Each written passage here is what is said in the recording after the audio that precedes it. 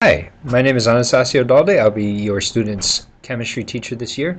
And one of this video, the purpose of this one, is actually to show you folks how to check the gradebook. And this is actually for both parent and student.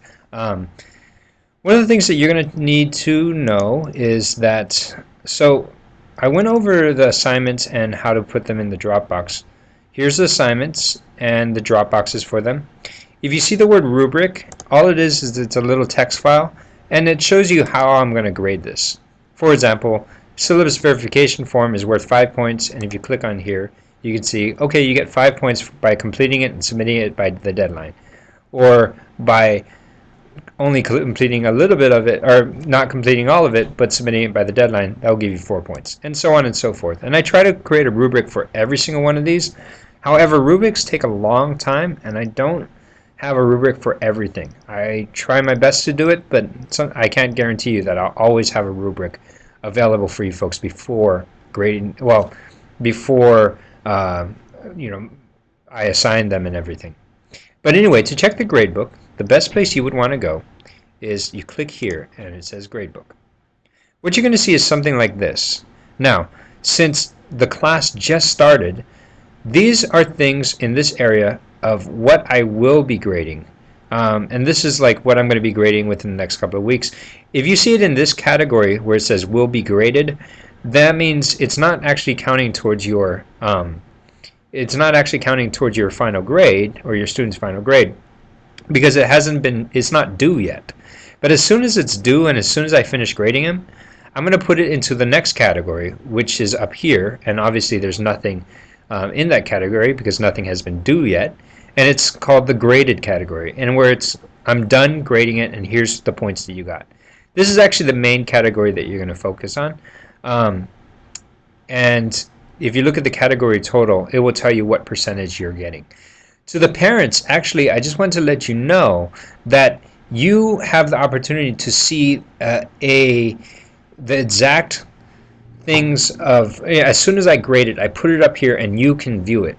That's better than just checking out the grade checks. And keep in mind that I'm going to be giving out grade checks on the 3rd, the 5th, and the 7th week.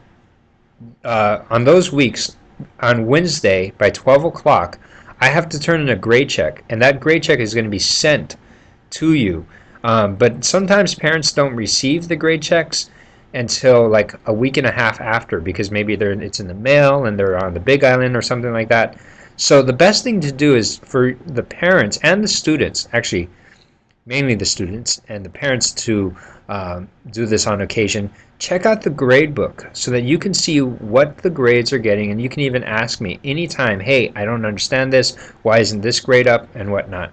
I try to give myself about 2 to 3 days to finish grading something, but then again, it really depends. For these quizzes, those are easy to grade, and those actually grade immediately. For the things like essays and discussions, those take a little bit longer to grade. Obviously, if it's like a 10-page paper, it's going to take me a little bit longer than 2 days to read everyone's paper and finish a grading process for them.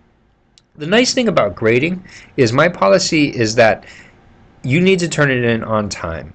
But after you turn it in, and say I give you a bad grade because it's not up to the standards that I'm looking for, I'll put this in your grade book. I'll put the notes and say, this is actually what I was looking for. It's going to come up in the feedback area. This is what I was looking for. This is where I gave you points, or this is where I didn't give you points, and this is why you needed, where you need to work on. You can redo pretty much any of your assignments and resubmit them to get a higher grade. So, and you can do that unlimited times. For each of these quizzes, I gave you 5 tries to do them, so you can take it and then study and take it and take it and study and until you get the grade you want. I didn't make it unlimited because I don't want you to abuse the privilege, but I also give you 5 tries because I believe that if you learn it eventually, that's good enough. Oh, I forgot to say one thing.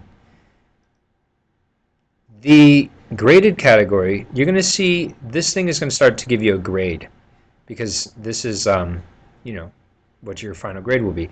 On the bottom, your course total, sometimes this number doesn't match the top number, and so what I would like for you to do is just kind of focus on the category total, because that would probably be the safest bet.